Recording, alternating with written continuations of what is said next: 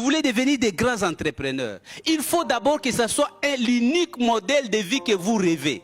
Vous avez deux modèles qui se battent, le modèle emploi que vous avez vu depuis l'enfance. Vous savez, chez moi au Congo, quand quelqu'un perd un emploi, même lorsqu'il commence dans les business, il le fait en attendant. Il va dire à ses amis, je m'occupe, si vous trouvez l'opportunité là-bas, rappelez-moi. Parce que c'est le seul modèle qui est dans son subconscient. Et vous pouvez changer ces modèles en changeant vos rêves. Est-ce que quelqu'un va changer son rêve aujourd'hui?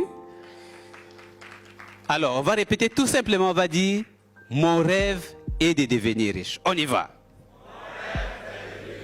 Encore. Avant même l'épargne, ce qui avait précédé, c'était mon rêve. Les rêves de devenir riche. Parce que Napoléon, il avait bien expliqué. Si vous lisez sur le pouvoir de rêve, vous vous rendez compte qu'un véritable pauvre, ce n'est pas celui qui n'a pas d'argent dans sa poche, mais celui qui n'a pas de rêve. Et les gens ne s'autorisent pas à rêver grand. Pourquoi?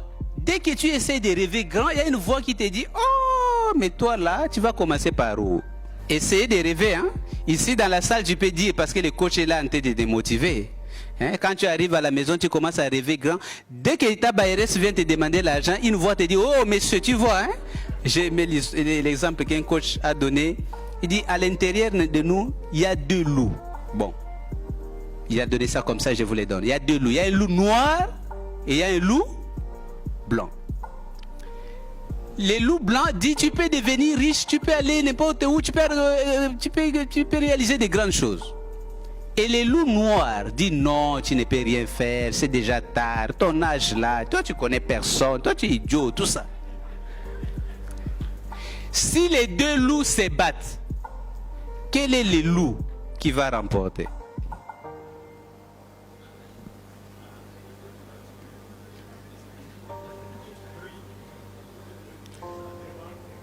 Quel est le loup qui va remporter?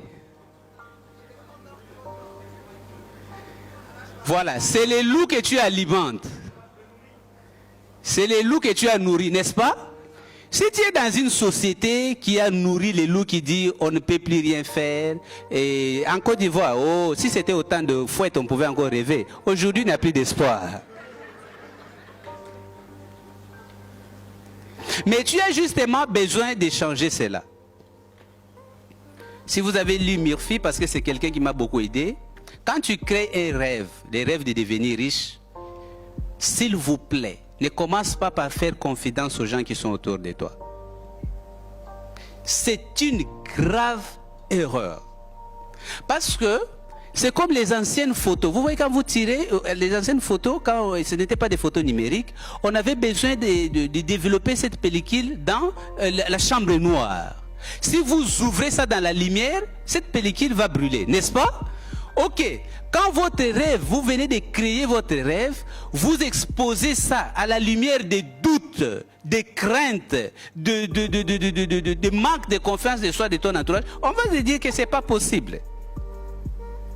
Et ce doute est suffisant pour neutraliser ton rêve.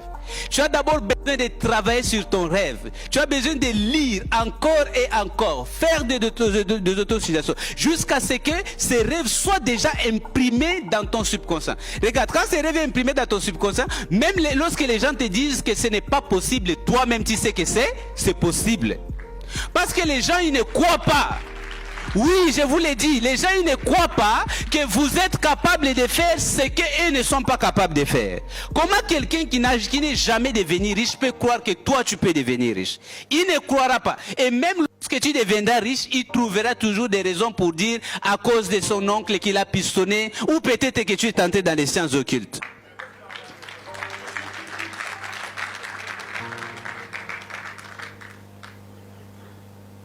Je vais vous donner une des raisons pour laquelle vous devez croire que vous pouvez devenir riche. Vous voulez que je vous la donne maintenant? Parce que moi, Ricardo Kanyama, je crois en